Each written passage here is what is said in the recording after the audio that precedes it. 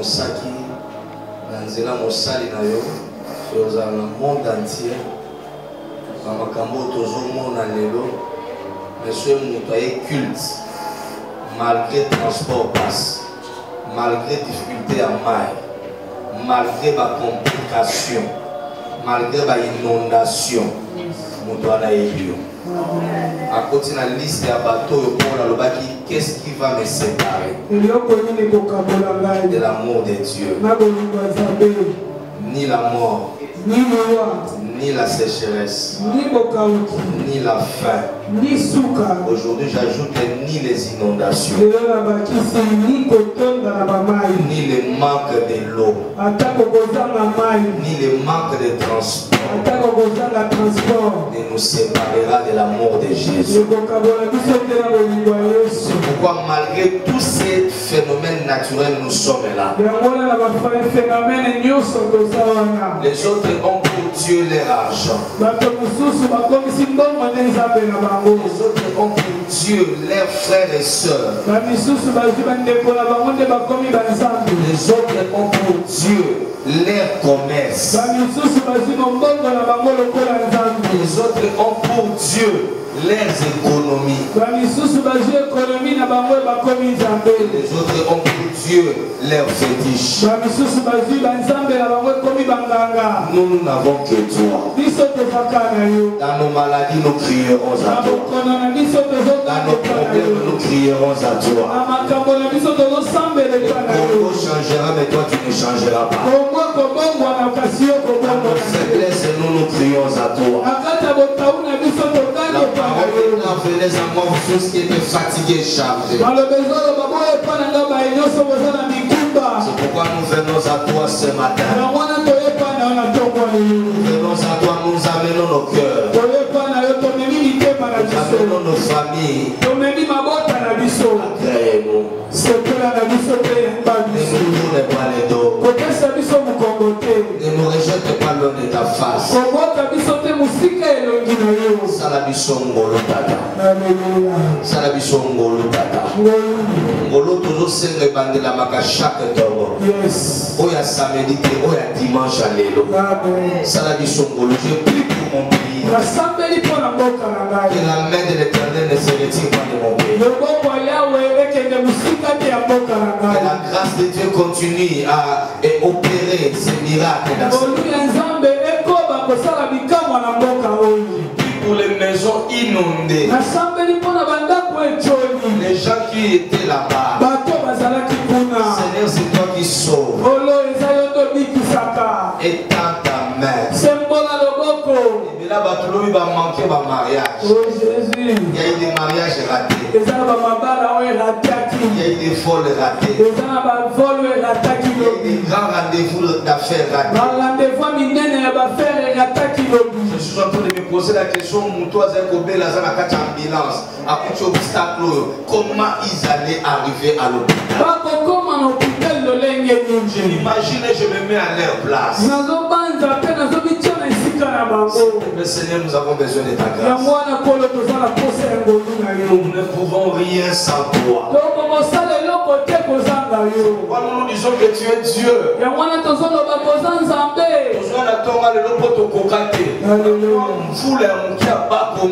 En regardant les inondations, nous avons peur de toi.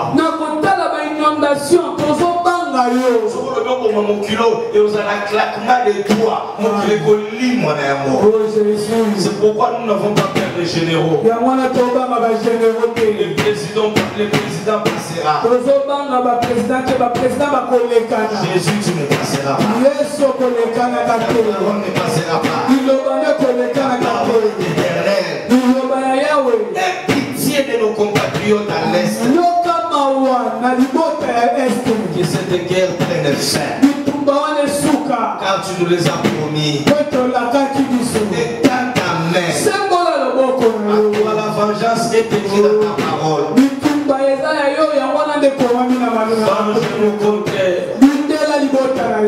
Venge-nous contre Kagame. Venge-nous contre les Ougandais. Venge-nous contre les Américains. Venge-nous contre les Européens. Vengez-nous contre la France. Tout pays qui vient piller nos minéraux. Les femmes violées. Au prix de la mort. Seigneur, nous n'avons que toi. Nous ne comptons que sur toi. Nous n'avons que toi. Change-nous, Seigneur. Nous avons montré nos limites. L'armée a démontré ses limites. Le président a démontré ses limites. La première ministre a démontré ses limites. Mais là où l'homme est limité, c'est toi là où tu commences. Là où la main d'un homme ne peut rien faire, la main de Dieu peut faire quelque chose. Ce n'est pas en multipliant les salaires que nous aurons la délivrance. Le cheval est équipé pour la bataille. La délivrance vient de toi. Amen. Il est allé voir. Amoni Balam a dit c'est Balam. Bonde l'appelle Lokelanga Libota. Amen. Lokelanga Libota. Amen. Lokelanga Libota. Yes. Yazakina Minduki na na ba arme na arme na je suppose. Amen. Azape na bana mura na je suppose. Amen. Amen. Israël. Parce que Balak, avec la révélation que pour armer et gagner, il faut nous avoir quelque chose. Amen. Et ce matin, lève-toi dans mon pays. Ce matin, lève-toi dans l'armée. Soutiens-nous à Zalendo. Oh Jésus. Lève-toi Jésus. Manifeste-toi. Au nom de Jésus. Amen. Amen.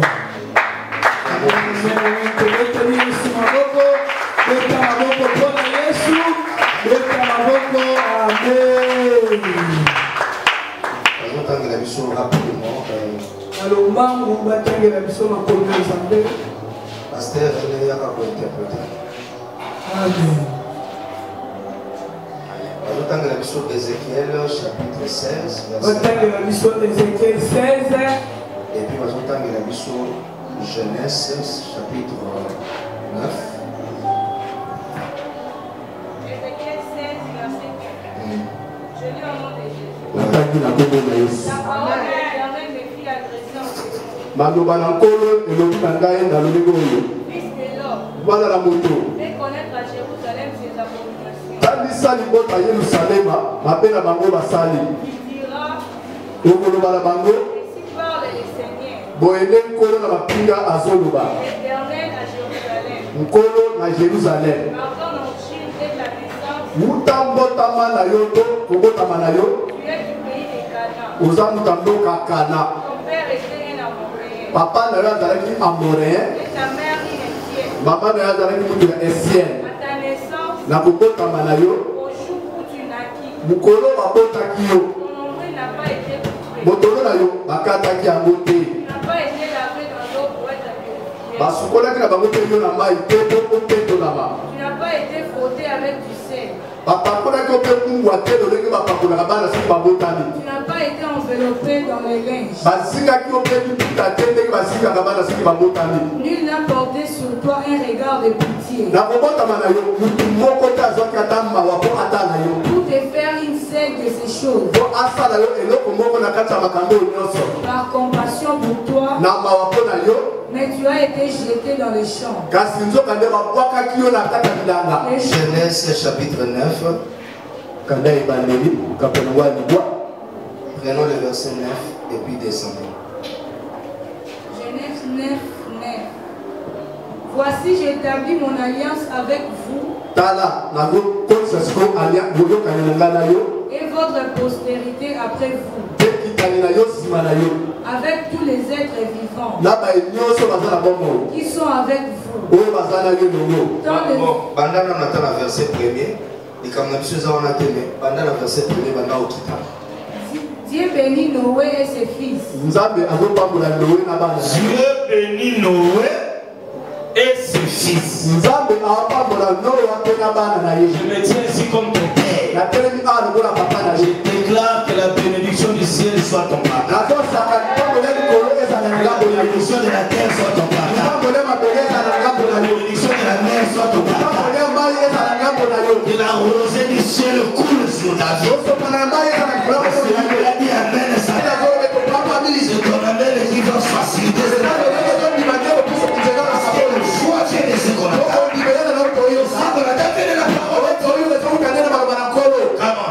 Et leur dit, soyez féconds, multipliez et remplissez la terre. La soustraction ne sera pas ton partage. La soustraction, la division ne sera pas ton partage. Toi, tu es condamné à te multiplier. Tu auras des enfants, tu verras les enfants de tes enfants. Qui est-ce que c'est de parler de tes enfants?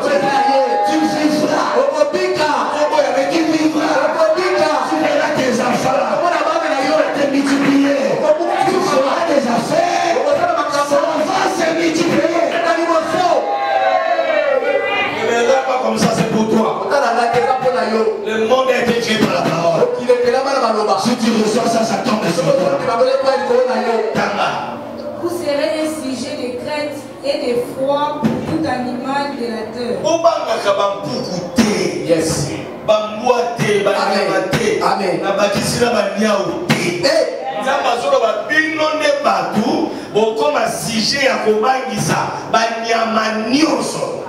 Bomba sans effet au nom de Jésus, on a pour la démo. Amen. Maintenant, pour Bengana, yes. Si on va persister, tu vas me mettre. Et bon, on va y aller.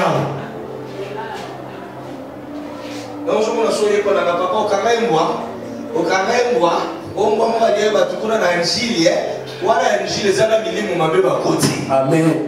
Logiquement, moi, il y a un tout. Amen. Moi, grimace à Kalia, yes.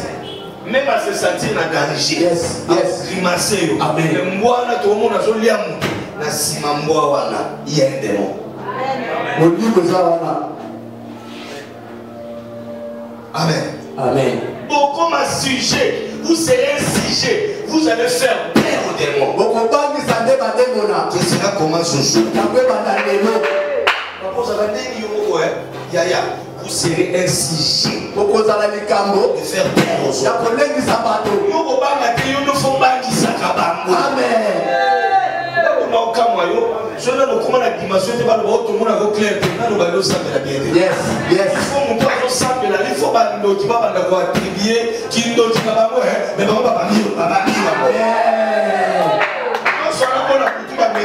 yes. Alléluia.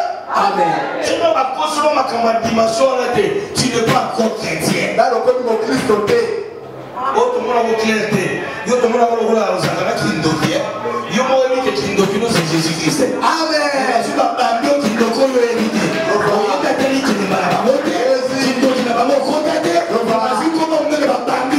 Ils ont vu quelque chose à toi. Ils ont vu le ciel à toi. Yes.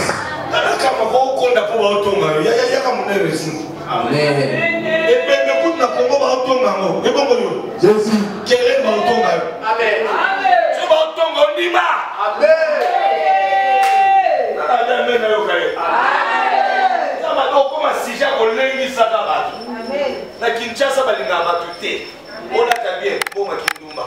Amen.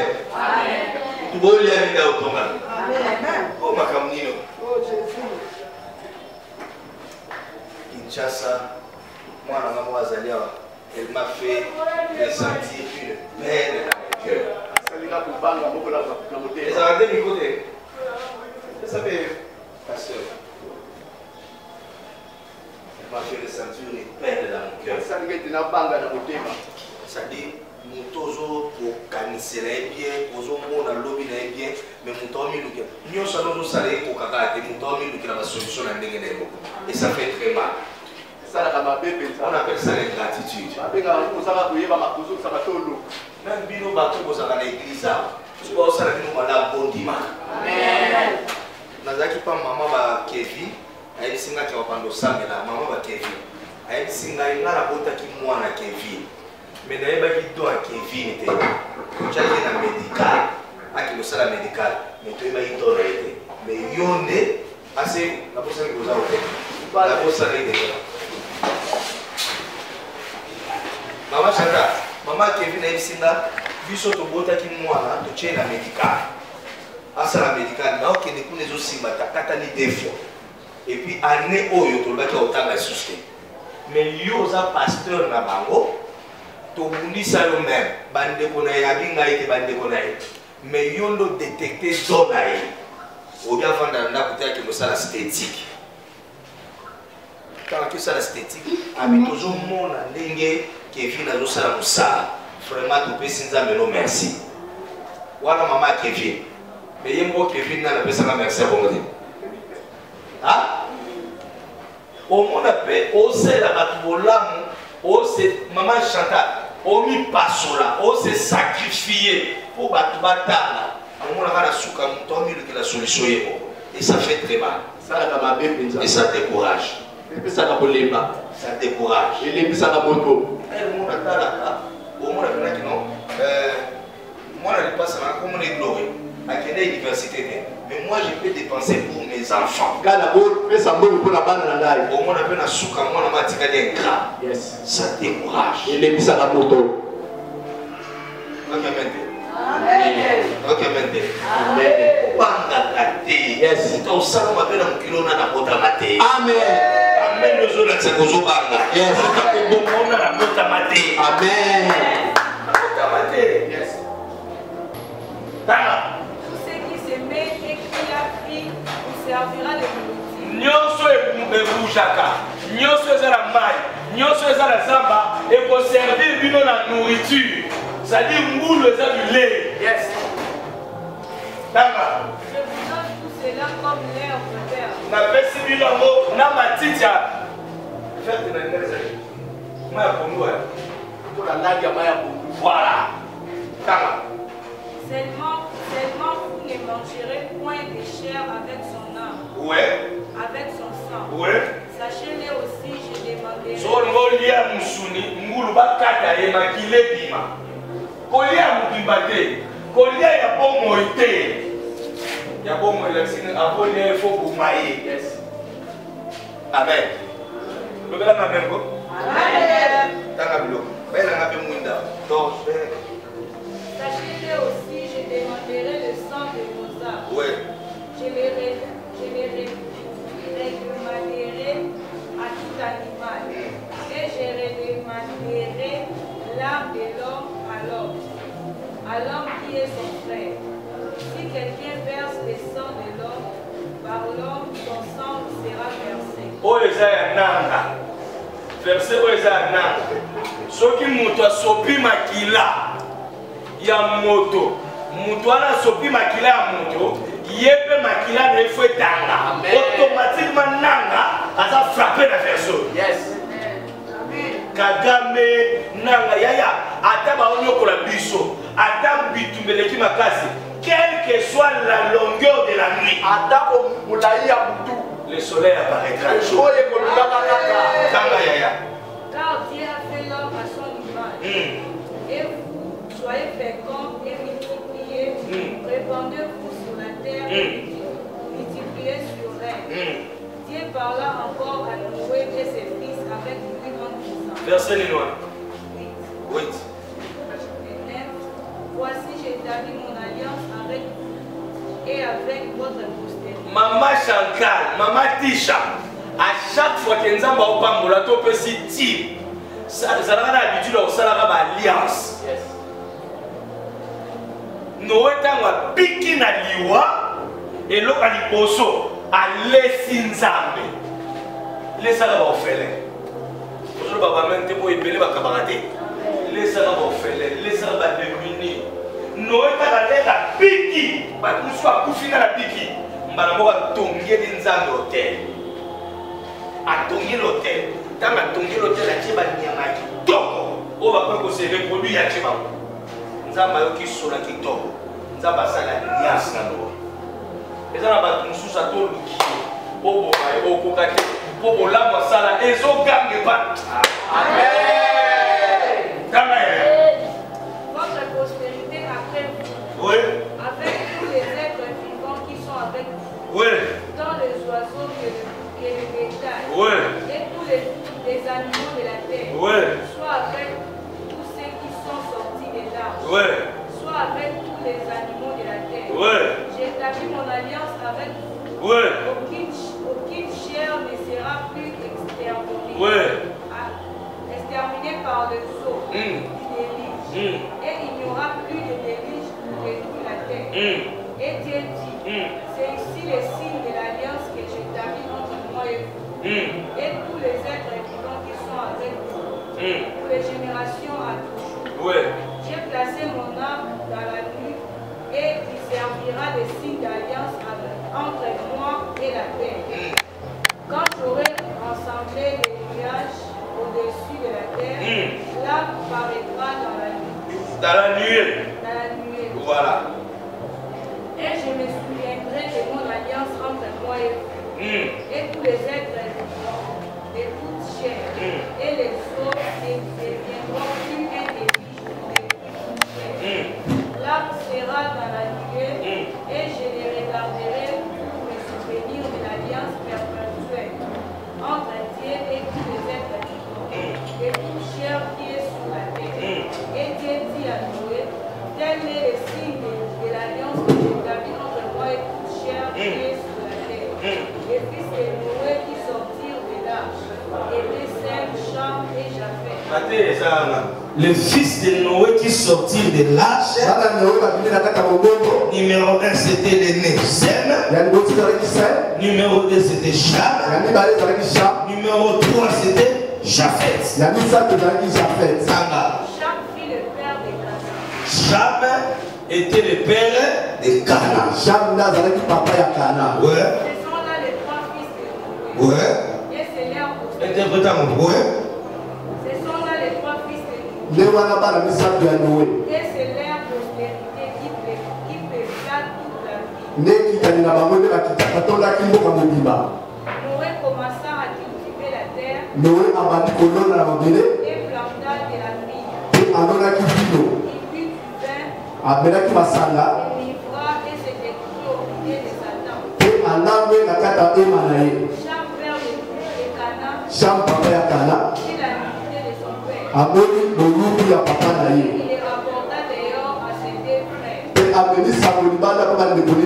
Alors Sem et Japheth prirent le manteau. Ils mirent sur leurs épaules. Yo kaka bien. Allez-y.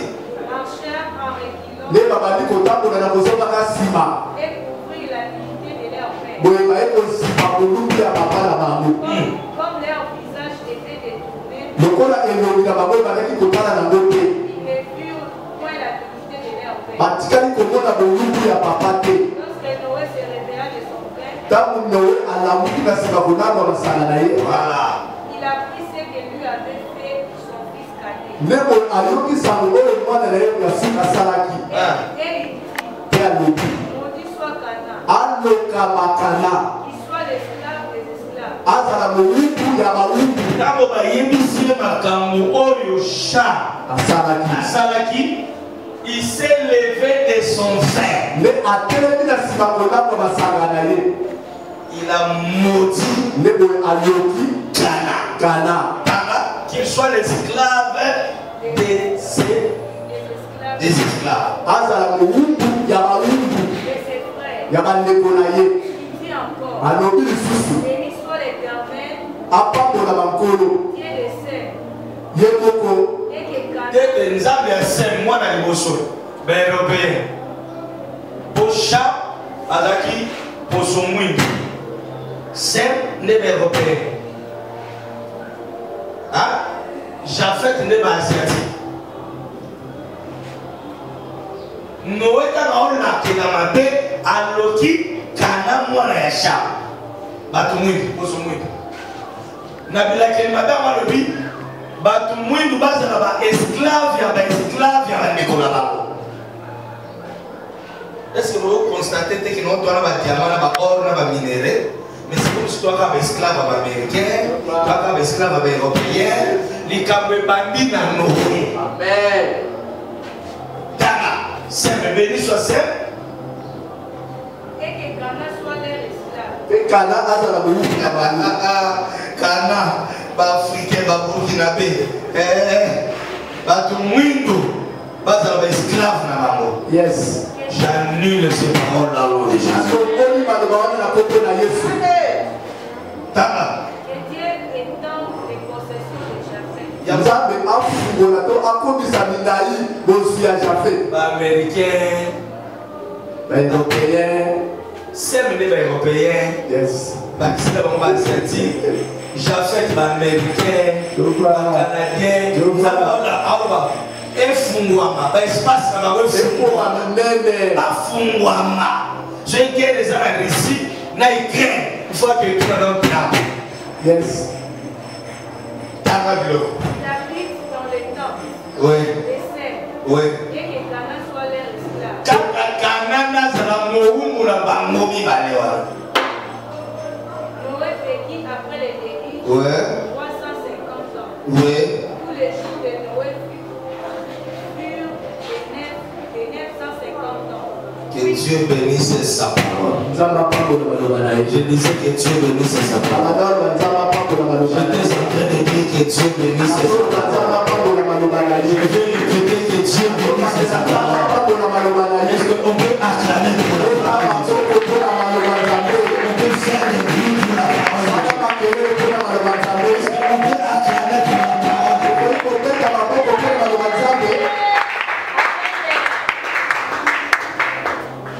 Le pouvoir spirituel ou le pouvoir surnaturel d'un père de prononcer une malédiction ou une bénédiction.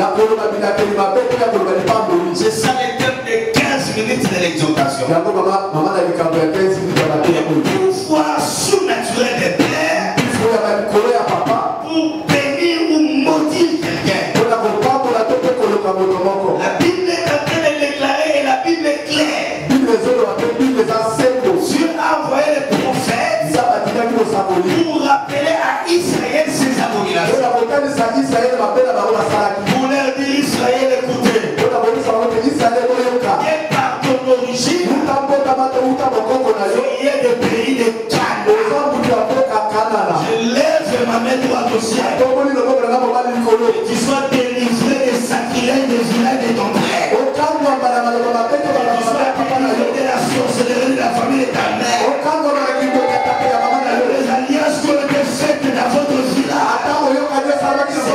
Amen, et je libère ton esprit. Je libère ton âme. Je libère même ton corps. Je libère même ton mariage. Je libère même ton final. Je libère même tout ce que tu sois libéré cette année. Le combat des Congolais ne vient pas du Congo. Ça vient de Noé.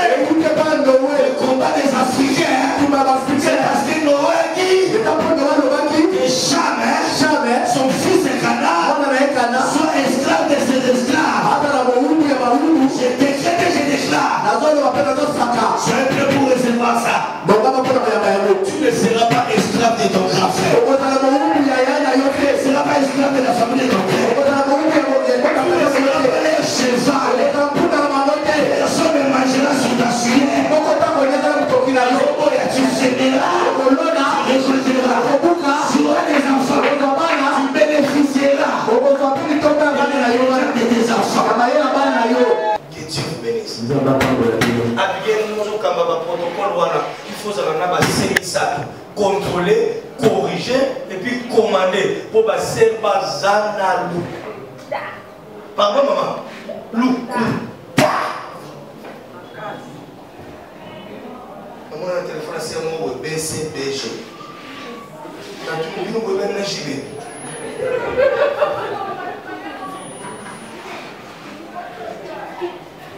Habitez papa bien, vous êtes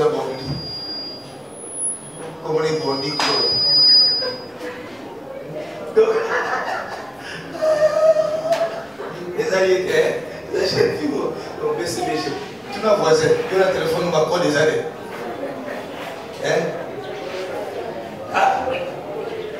En fait, il y a continue voisin. Il y a voisin évangéliste. Il y a quoi ça matin. Il y a un téléphone, il y a beaucoup de gens qui ont mis le téléphone à la PC, il y a cool. Il y a l'application sur la cool. Papa, on m'a côté. Miss Moitalo, au côté de la mission. Ce que sont morts dans la WhatsApp, et c'est mon fungo là. So tu fungo là. Maman, a tient la porte de la téléphone. On lui met la porte, quoi? Voilà, WhatsApp est fungo. Ce que sont morts dans la appel de WhatsApp, et c'est your mission. Donc, hier, pour faire le téléphone, il sera là, il faut que tu aies une mission au fungo là. Pas nous, maman, nous, batu nyonso balekisa bakode malili bandumba bamiyibi bazala sûreté na kati ya batelefone na makambo mabese tele na batu nyonso batia bamessage éphémère ana besoin message ne botanga ngo te wabloka WhatsApp Facebook ne telefone nanga yango eza kwa mwana papa natali mot de passe yeba bi mot de passe likambo mabese te mais par erreur na bagroupe on azali mabe kokota. Mais papa n'a pas compris, il pose un groupe écouté. Et puis papa n'a pas facilité à l'accent à l'homme sous son message écoute dans le groupe écouté dans la galerie. À l'accent à l'homme sous son n'a pas comme un message mort comme il a capolé 250 personnes. À l'accent à l'homme on a aussi l'évangélisation. Mais maman a un téléphone à Bango. Bisous, bisous, my hair. My hair on reste. Non, my hair reste. Moi c'est dans la bolingola, bolingola nama, bolobi sina maravilha. Mutaba kauchaka ngola. Bolobi sina papa. Mon amour, mon nini, my hair, ma perfection. Bazala ma combo surtout David. David. Il y a anglais. Mais ce que vous pouvez mettre anglais pour regarder.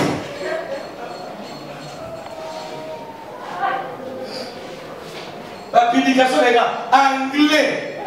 Mais bon, sur l'anglais, anglais, on le sait. Mais pour impressionner. Et puis, Abigail, la jeune fille, va zoba. La Bible n'est pas comme ça.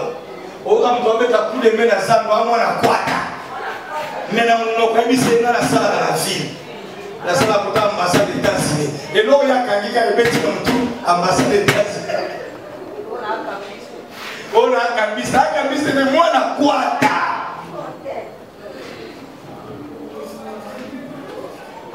La fille de la mission des alliés. Eh, maman. Tout est bien. On va nous lancer la moussala. On peut sur la détail. Mais peut-être la compagnie là, ça n'a pas de papier.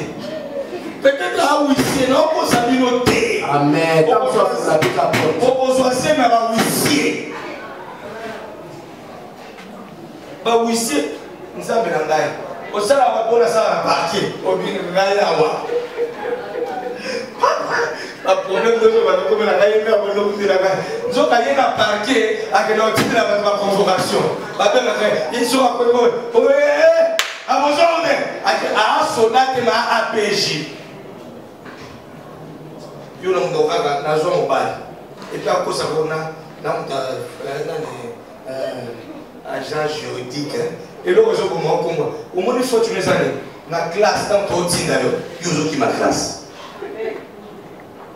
Je suis un maman Lili. Alors, on a la capacité à discernement. Amen. Et ce qu'on soit à télévision, nous avons la capacité à discernement. Yes.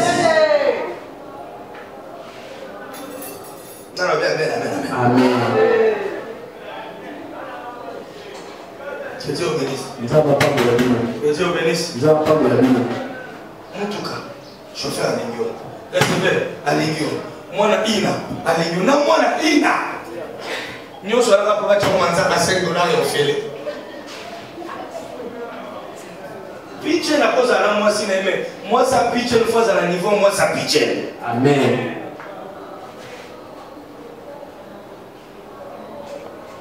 Que Que Dieu nous bénisse. Le pouvoir surnaturel des pères. Un père peut mourir. Un père peut bénir. Les pères ont le pouvoir de bénir et de maudire. Ils occupent une position d'autorité accordée par le Seigneur. Ils ont une énergie incroyable. Ils peuvent libérer une malédiction et une bénédiction. Un père prononce une parole. Et bénédiction, c'est la vague à terre. Quand il prononce une parole de malédiction, c'est la vague à terre. Sur la terre, il y a 3 groupes qui ont reçu le pouvoir divin. Au niveau familial, c'est les pères, la mère, ils ont reçu un pouvoir. Dieu leur a investi une autorité. Au niveau national, nous avons le gouvernement. Ils ont réussi, ils ont été investis d'une autorité divine. Et dans les niveaux des cadres des églises, ce sont des pasteurs, ce sont les hommes de Dieu. Ils ont reçu l'autorité venant de Dieu. Je m'arrête ici dans Romains chapitre 13, verset 1 à 2. On peut le lire ça rapidement. Romains chapitre 13. Mukolo la pasteur. Tu n'as pas dit qu'on bête ba meli. N'a pas dit qu'on pamelaye. N'a pas dit qu'on lobelaye. Alors ni I ni O après la 6 amis père les bisalaye. Mais moi, il faut tirer par le pardon. Il n'y a point d'autorité qui vient de Dieu. Azala mouyi bito vérité. Azala mabeto malamu autorité nyonso. C'est Dieu qui établit ça. Et les autorités qui existent ont été instituées de Dieu. Toutes les autorités qui existent dans le monde, c'est Dieu qui les a instituées. C'est pourquoi celui qui s'oppose à l'autorité résiste à l'ordre de Dieu. Il y a un mot fallu, les a pas, c'est pas comme un président. On va avoir une résistance. C'est lui qui résiste. C'est pourquoi celui qui s'oppose à l'autorité Franck Bichongo, opposant. résiste à l'ordre de Dieu. Résiste à l'ordre de Dieu. Nzamba linga kamba bamboka, mais Dieu doit placer un homme. Olinga ete toute autorité vient de Dieu. Moi je ne suis pas Kassaïen. Je ne suis pas Kassaïen. Je dois respecter les chefs de l'État. Parce que c'est l'autorité établie. Amen. Mais c'est lui qui Dieu a placé là-bas. Dieu a commissionné une mission. Nous avons fait cette mission. À la fin de son mandat, il partira.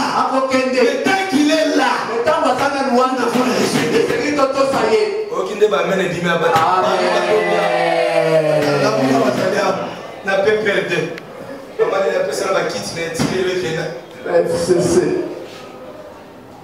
Qui a dit amen? Amen. C'est lui qui s'oppose. Il résiste à l'ordre de Dieu.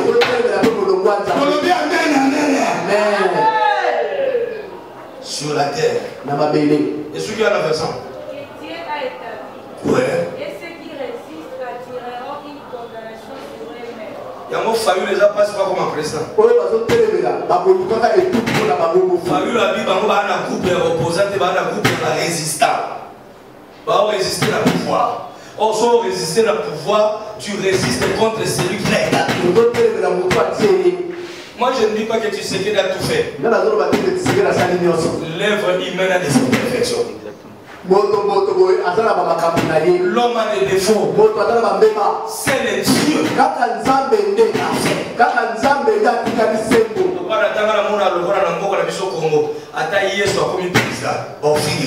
Amen. Namona biswa. Ata Yesu aya comme président. Évangéliste. Ce Yesu comme président ah na moko bofinga nde. But on le tourne bon ce qui Marie aza maman nao mais je ne fais pas maman nao te. Ce que c'est l'identité de nos entités. Amen. Amen. Yes.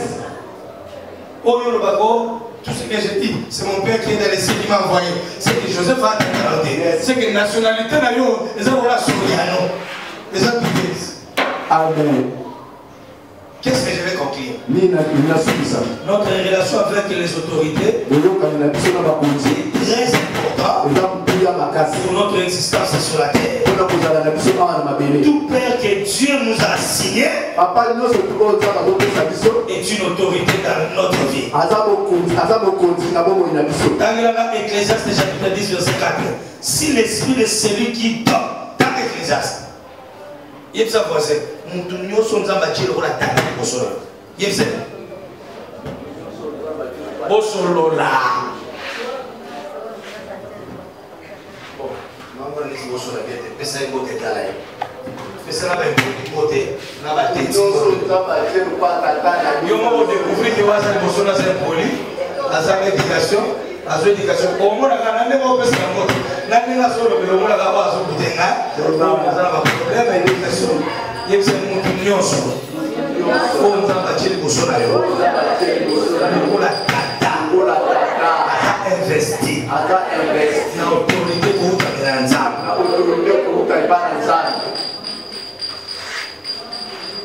c'est pourquoi moi je suis pour qu'il va y un campus. Il y une année à formation militaire.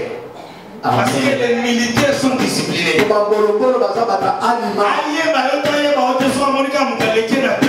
Il me salue. Mais les chrétiens, ils parlent la langue. Celui à côté de toi, les plus âgés que toi, tu l'écoutes. Tu les respectes même pas. Attends, si tu quittes ton mythe, toi tu ne salis pas les gens. Même quand tu salis quelqu'un, c'est comme si ta mère allait.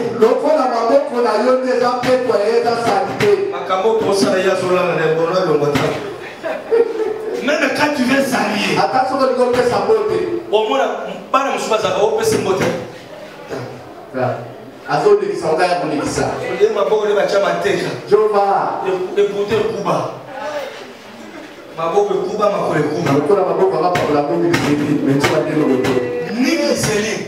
Et puis les autres, à ma fouta, la mira pour ma fouta, au sommet qu'elle nécessite. Il y a des sites de ça, il y a et Bilignoso.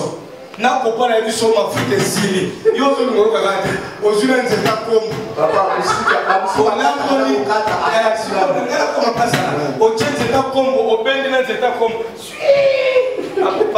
Au moins, la place, mon tien civilé. Aux yeux de Gillette, au cabot de la fandée.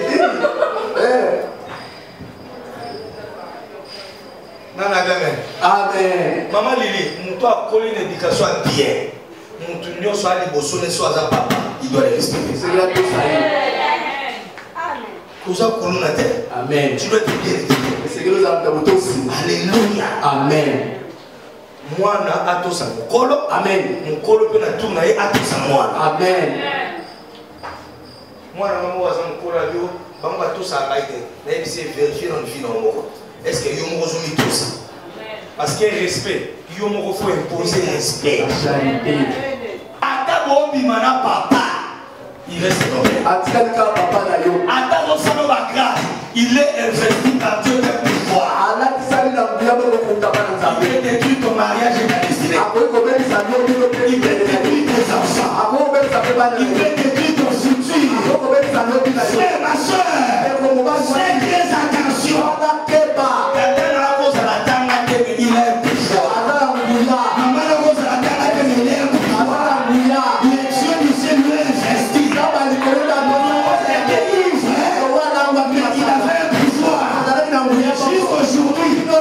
La semence des chars, la génération des canards, l'homme à la peau noire est toujours Amen. Mais alors que nous avons les diamants, nous avons l'or. Pourquoi? Un père, il fera parler. Un père qui s'est déshabillé à parler.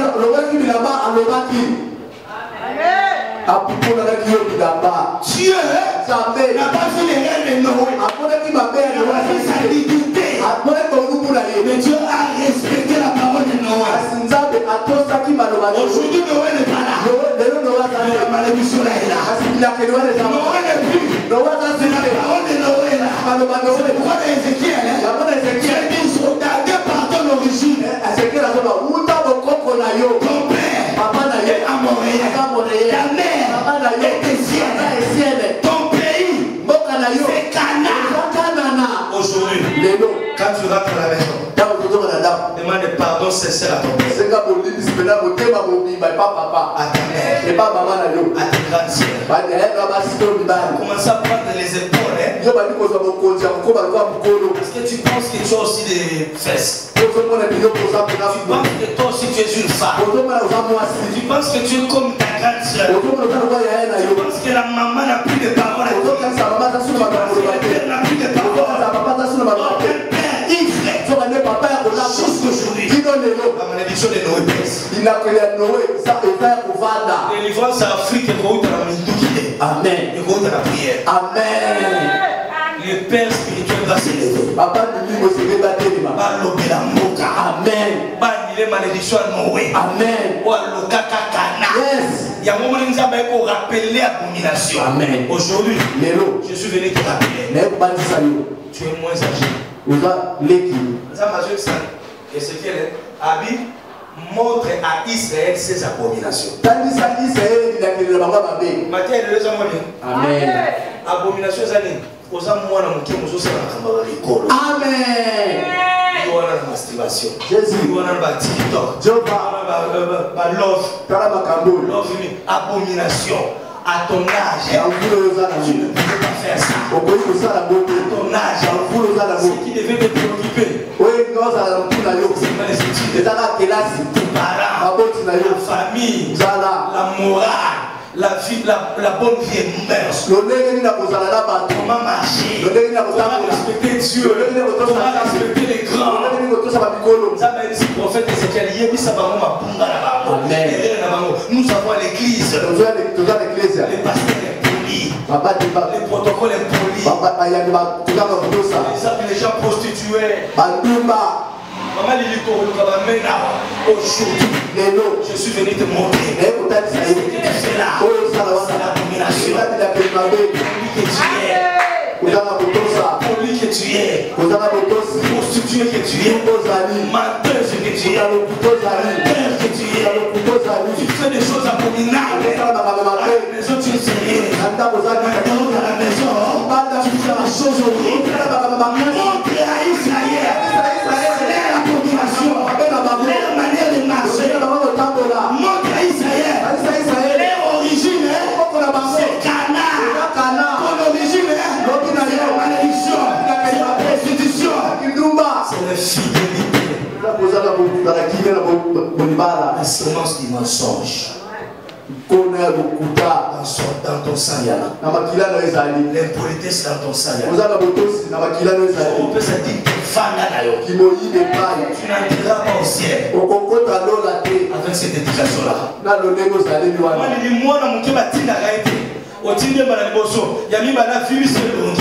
Elle se croit femme, elle se croit fille, elle se croit coquille. Alors que même la facture des cinémas, tu ne payes jamais.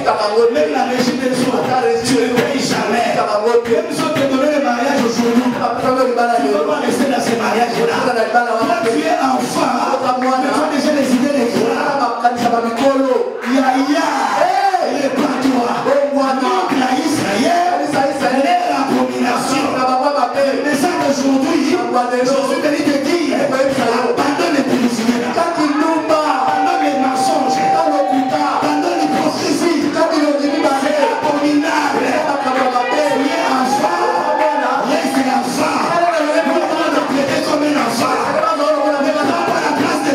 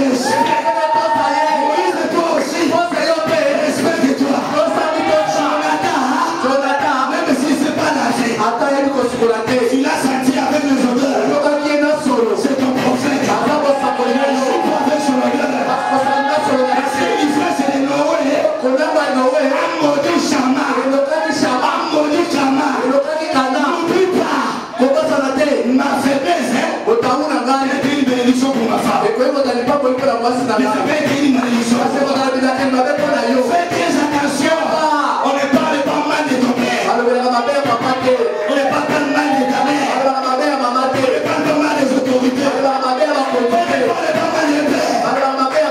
Pourquoi c'est mal été béni? Le père a dit, il soit béni. Sème. Pourquoi béni? Parce que quand il a vu la dignité, il a couvert. On ne critique pas son père. On ne parle pas mal des pères. Avec un père, on dit toujours du père. Amen. Amen. Comment on a niveau au comité? Yes. C'est pas si c'est sacrifié. Amen. Évitez. La témoin bien. Amen. Je te dis pourquoi. Vous avez négligé les horloges. Maman, tu as mis partout dans l'église.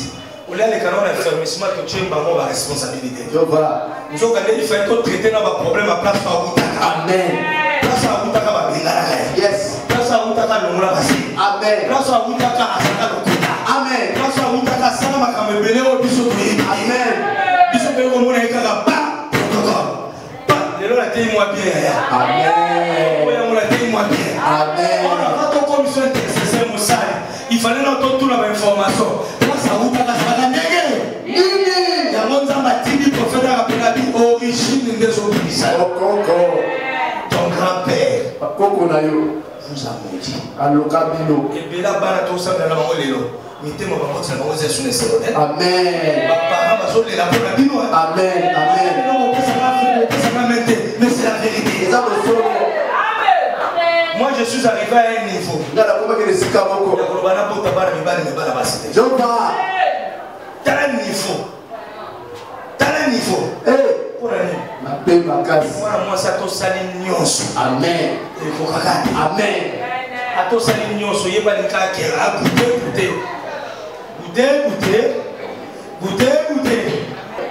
Nous sommes dans l'église, ben poli. Moussala louange à Salaka. Avant comme un pasteur dans la louange, il faut un atome. Au lieu d'un affermissement de la délivrance. Après, on va sur la responsabilité. Pour l'année. Place gloire ya wuta kibiso tozalaite. Amen. Place tima bana ko fana biso tozalaite. Yes. Place mari ya wuta kibiso tozalaite. Amen. Et bon place ya wuta ki na sona Kinshasa. Makambo ya mona biso toyebite. Avant Moïse akwela nga awa. Makambo ya wuta kuna na matete, na selembao, na bundu, na kisenzo. Na lemba imbu. Maman chantait mon conflit avant d'entrer dans la boue. Maman Esther a eu le on y va Moïse applique. Moïse a beaucoup appris.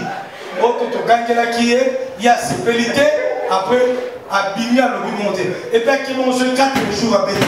Pour bander la joie, le cadre mais là, on a aussi des années. Bilo, on est sur ça à Moïse. Oh, ça n'est pas Esther. Oh, ça n'est pas Bruno. Au Kubota, moi, na moko. Je va.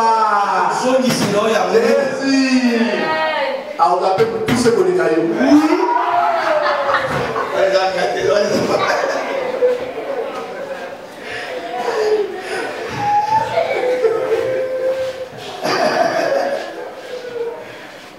La taille-moi bien, les lots.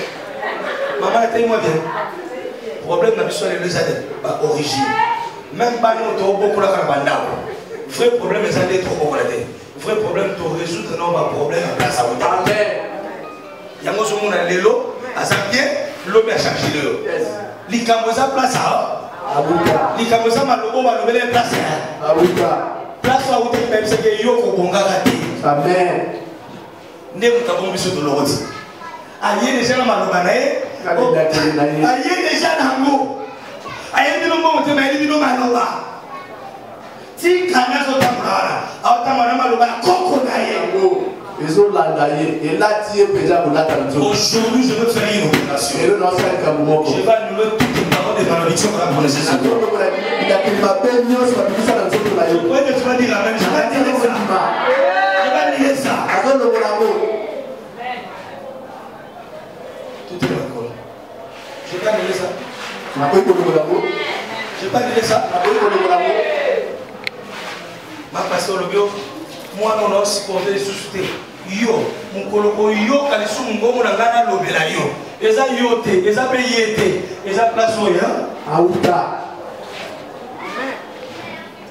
bitumba ya gemima eza kilelo na ete eza ba malobo ya soi avant ya amen eza bato ba finga ya avant bato ba pese chance te bato ba lakela e mabe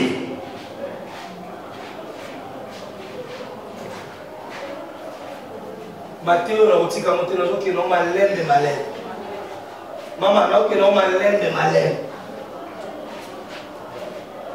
on va prier tout ça on va annuler nous-mêmes avant l'ensemble de la bonne année maloba nyonso bakoza balobela yo amen eza na présence na yo eza na absence na yo lelo eza ba tonso ba conseil balobela mabe amen bazali yes gloire balobela mabe vous allez battre mabe n'a pas na battre mabe amen et loko el bosso avant bala baby ça mama maloba yes avant voyager banana ko annuler na maloba wana amen eza ba mapa musuto kila okota nzoka le balobela lopango wana amen eza ba ndako musuto la nzoka balobela ndako wana amen eza ba cadeau musuto eza ba cadeau empoisonné yes osuye lamba mais nzoka lobela ke lamba na yo amen so cadeau empoisonné ça c'est mbongo empoisonné ça amen eza ba mbongo musuto okota na foi commerce obano kwe amen tozo sala prière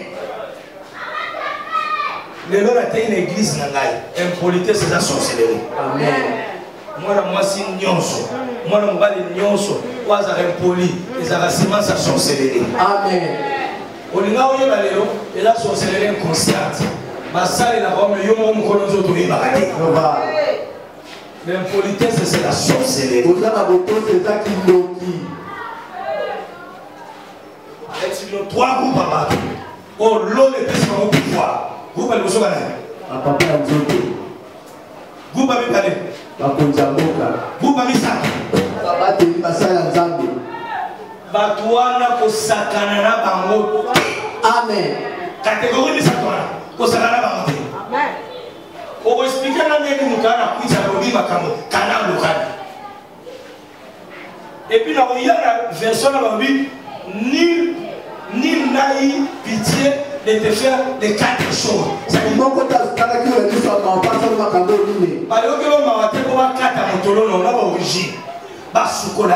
Avec la parole. Maloba malédiction dima. Même mon tableau, maloba wasate. Yes. Au milieu de la famille qui nous dit. Mais pas y est, ils sont tenus makata wa loi na hotel. On nous a prié. Lelo, maloba no se dima la famille papa. Lelo, la famille maman. Lelo, oui local final. Lelo, oui kanga final. Lelo, oui bloqué mariage. Lelo, oui commission Lelo au Yozali. Et puis la boca na ya ba ina na. Todo lo que no puedo hacer. E panzana, e ya mamoto. Maloba si la autorité. Motepela. Motepela. Motepela. E panza. Motepela. E sikisa. Motepela.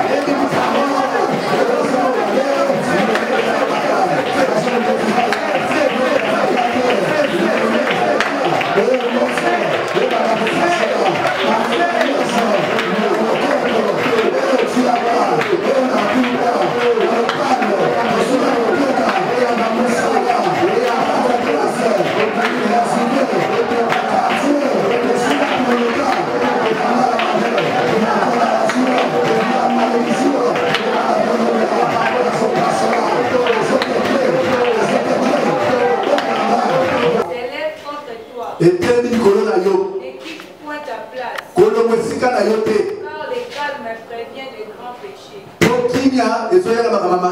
Ce qui m'a dit, moi, un moto, oh, il a dominé dans les colonnes. Et les millions. Colomba pas sur la vie.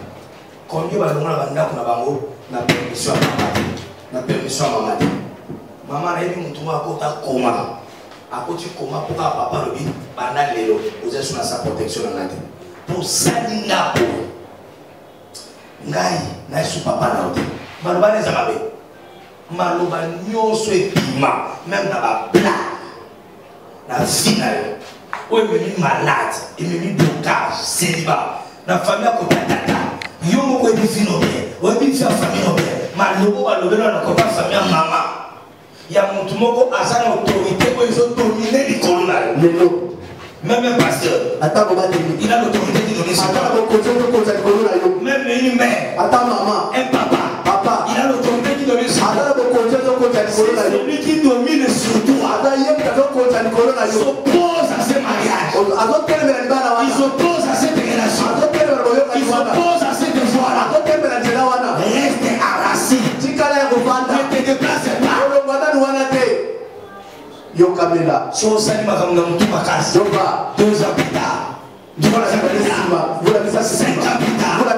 Tu sauras que c'est parents étaient investis au ciel. On va dire à Dieu. Nous avons manqué nos parents. Nous avons fait des choses pas bien. Prions en les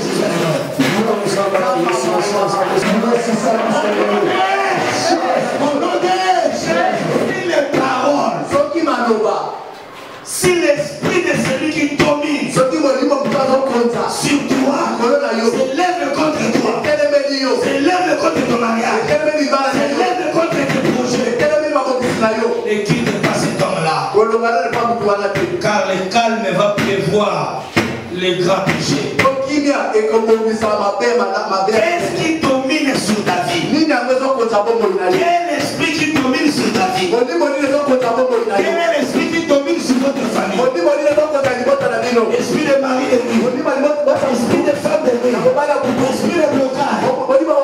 Si l'esprit de celui qui domine s'oppose, c'est-à-dire chaque coutume, mon livre est acquis supérieur.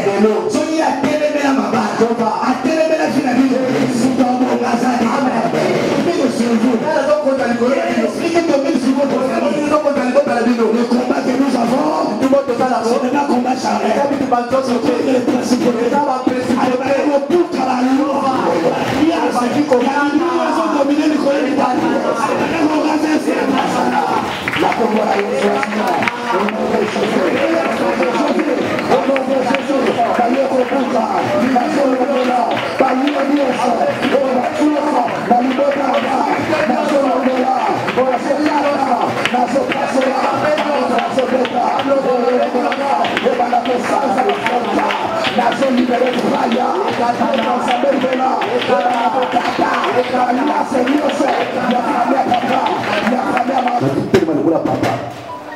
je prie pour toi.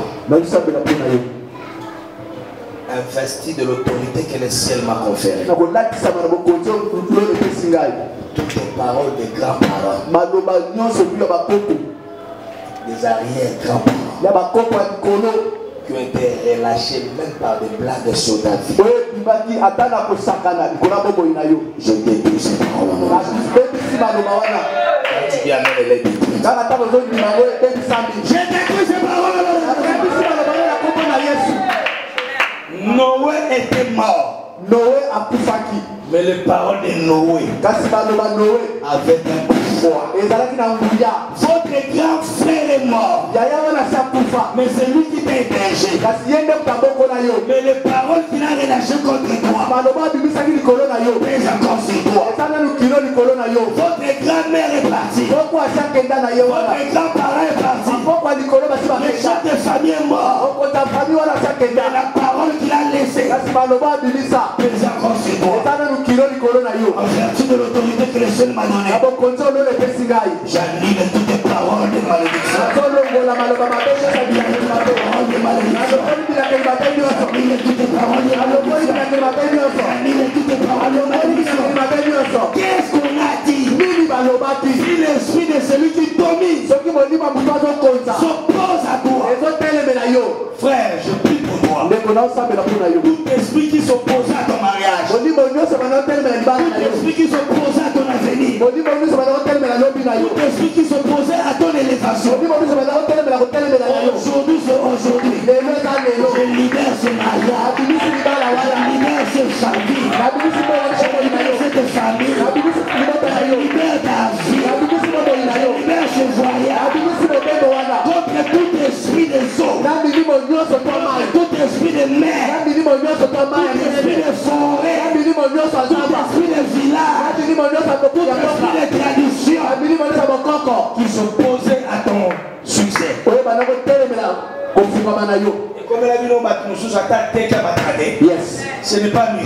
Il y a un esprit dans cette famille-là qui s'oppose à l'élévation. Ce n'est pas toi. Il y a un esprit. Toi, tu veux te marier. Toi-même es bien fiancé. Vous êtes arrangé pour aller finir les choses. À la fin seulement, les choses ne marchent plus. Ce n'est pas toi. Il y a un esprit qui s'oppose au mariage. Remarque bien. Tu n'es pas les saints. Assumer ce que tu suis. La Bible dit, si l'esprit de celui qui domine s'oppose à toi, ne quitte pas cet endroit-là.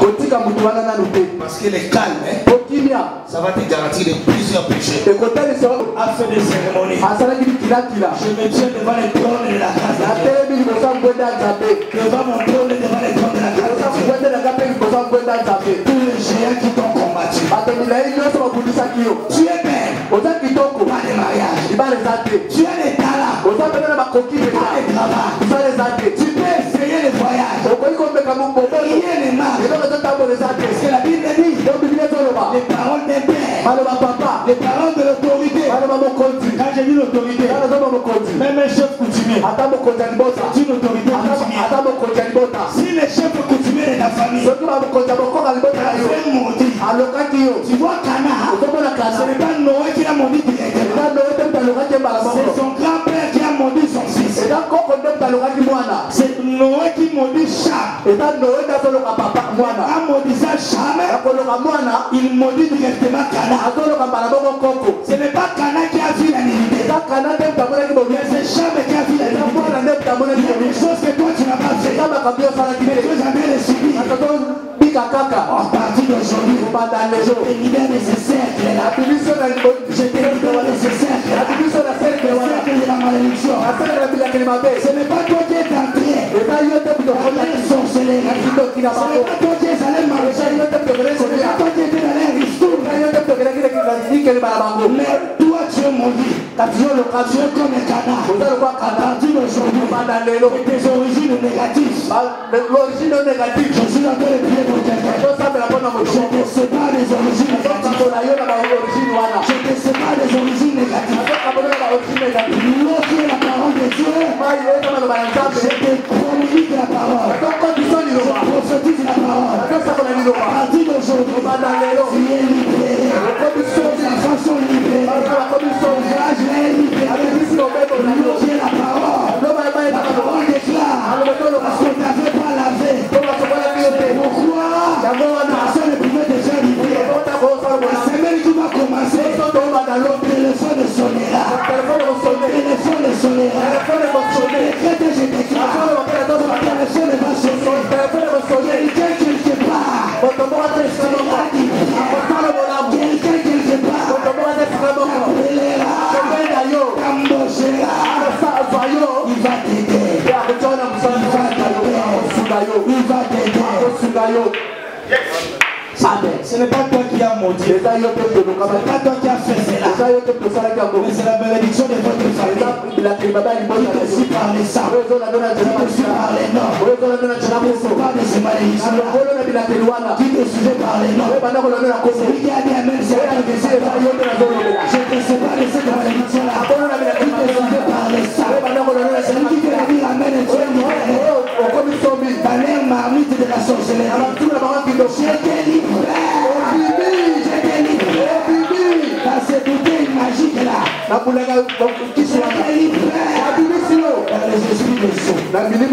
Marie doit pendant la journée. Voyage pendant la journée.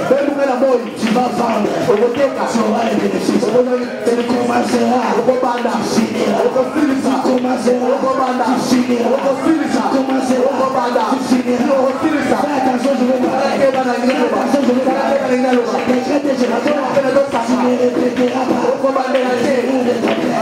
Tu ne répéteras pas.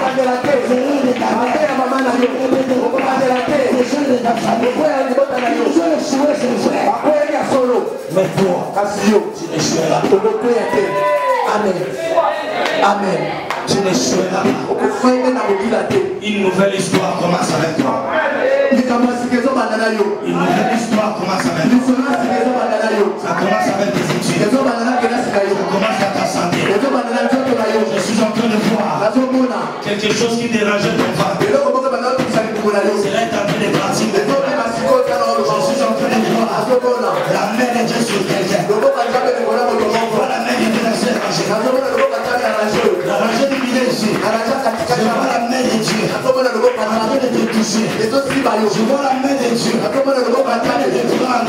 Pendant que je parle là, tu sens dans ton corps. C'est comme s'il y a une puissance qui te touche. Pendant que je parle ici, tu sens dans ton corps. C'est comme s'il y a une influence qui te touche maintenant. Pendant que je suis en train de parler, tiens-toi debout là aussi. Pasteur, tiens-toi debout. Tiens-toi debout. Pendant que je parle, cancer, sida, lion, fibrome, malédiction, célibat, toute malédiction. Élève seulement les deux mains. Pendant que je parle, le Saint-Esprit est présent. La puissance de Dieu est là. Je suis en train de voir la délivrance de ce voyage. La délivrance sur ta vie. Quand je parle là, tu es en train de sentir dans ton corps. C'est comme si tes mains là. C'est comme si tu veux crier. C'est comme si ton corps est en train de t'appeler.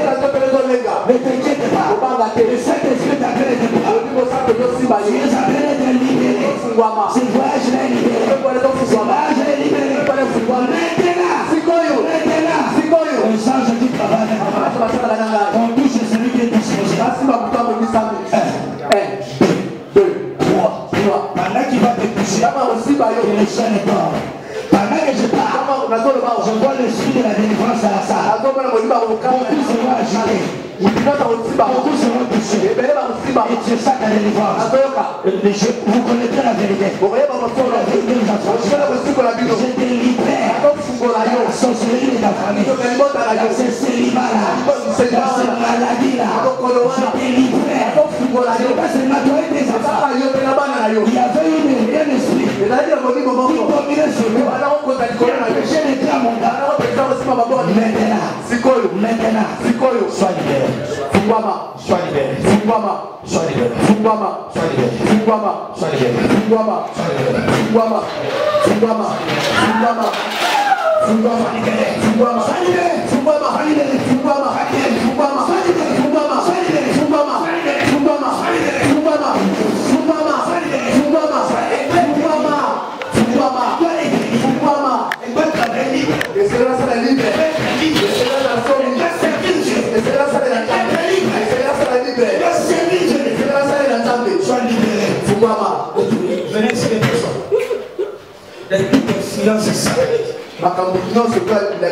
C'est trop fort.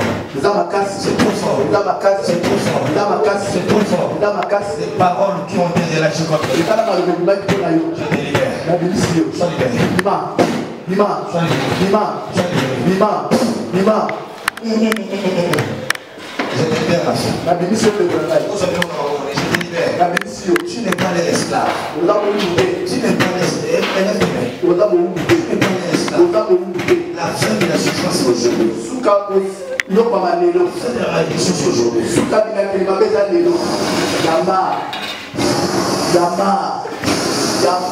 Elle veut être libre. Le Seigneur dans la sauve. Le Seigneur dans la sauve.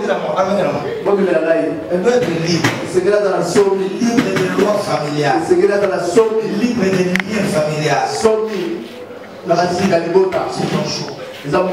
Aujourd'hui, c'est ton jour. Au fond de ton cœur, tu peux souvent poser la question. Qu'est-ce que j'ai fait? Qu'est-ce que j'ai fait? Qu'est-ce que j'ai fait? Qu'est-ce que j'ai fait? Maintenant que je prophétise, je vois les paroles de la famille. Et la chaîne. Je suis en train de voir un trône avec une couronne. Je vois ça sous l'eau. Et pendant que je prophétise ici, je vois quelqu'un qui prend là-bas. Tu feras des choses qu'aucune personne dans ta famille n'a fait ça. Tu vas corriger beaucoup des années de génération. Tu auras beaucoup d'argent. Tu auras une orphelinat. C'est une chose que je t'ai dit. Mais si ma parole est une espoir, aujourd'hui, ce qui dominait à toi, ce qui dominait à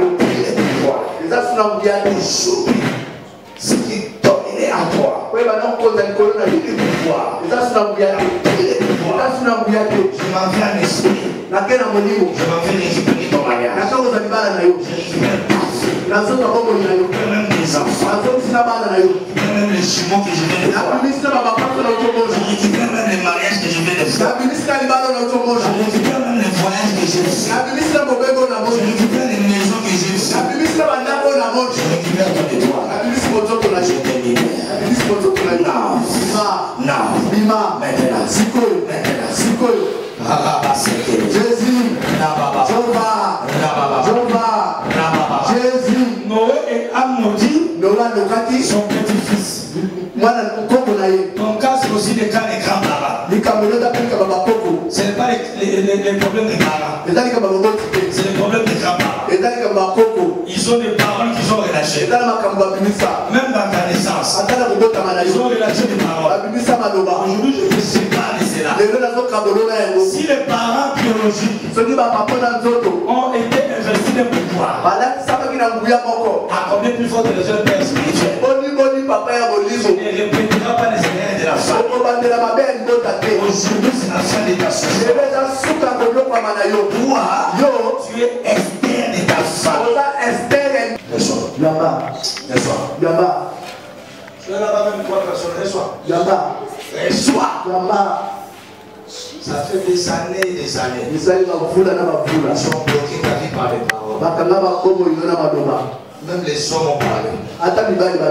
Mais aujourd'hui, je te libère. Je libère son mariage, sa vie, ses enfants, son voyage, même son étoile. Je te libère. Je te libère.